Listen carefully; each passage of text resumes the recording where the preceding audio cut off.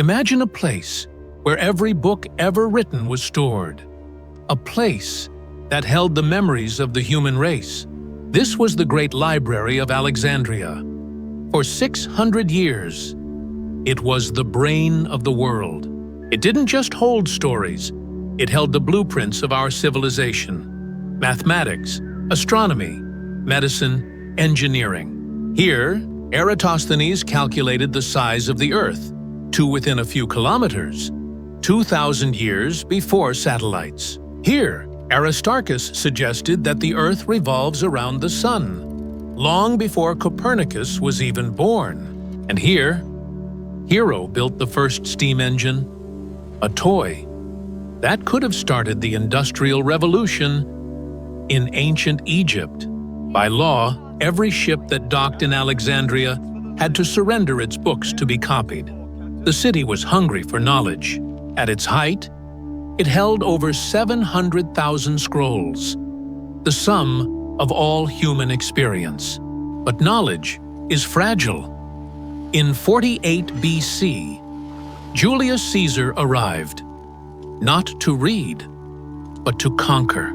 Trapped in the harbor by the Egyptian fleet, Caesar ordered his own ships to be set on fire. But the wind was cruel that night. The flames jumped from the ships to the docks, and then to the library. Thousands of scrolls were consumed in an instant. The history of the pharaohs, the plays of Sophocles, gone. Caesar didn't mean to do it. It was collateral damage.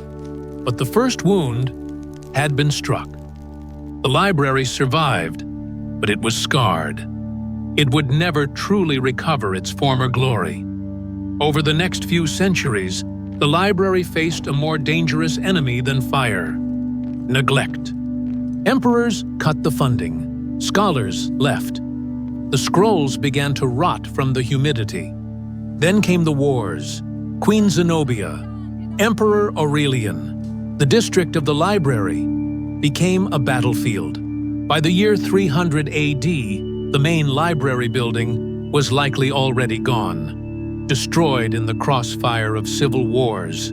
But the books, or at least some of them, had been moved to a sanctuary called the Serapeum. Here lived Hypatia, the last great mathematician of Alexandria, a woman who shone a light in a darkening world.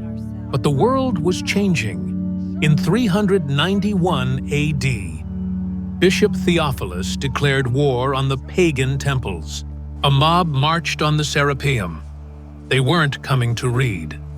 They were coming to cleanse.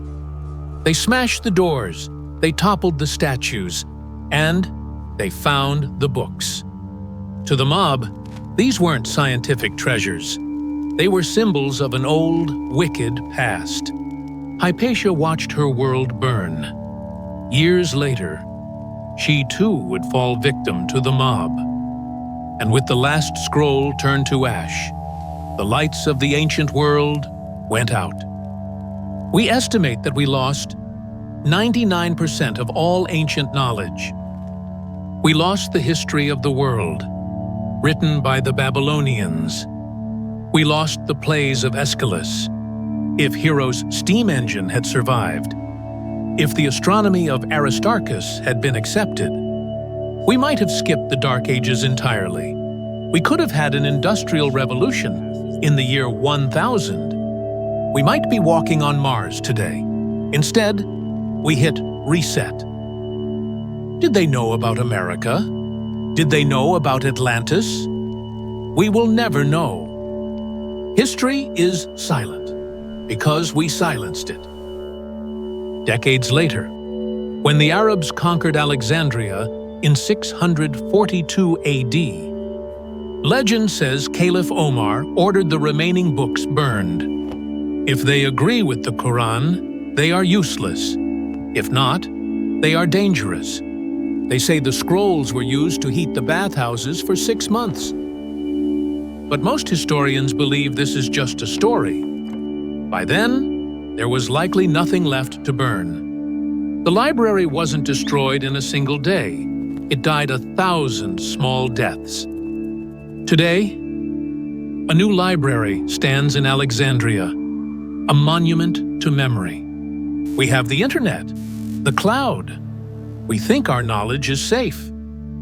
But a single solar flare, a single war, could wipe our digital drives just as easily as fire wiped the scrolls. Paper burns, hard drives fail, only stone remains. The silence of the past is a warning for our future. If you want to keep history alive, hit that subscribe button. This concludes our first journey. Thank you for watching.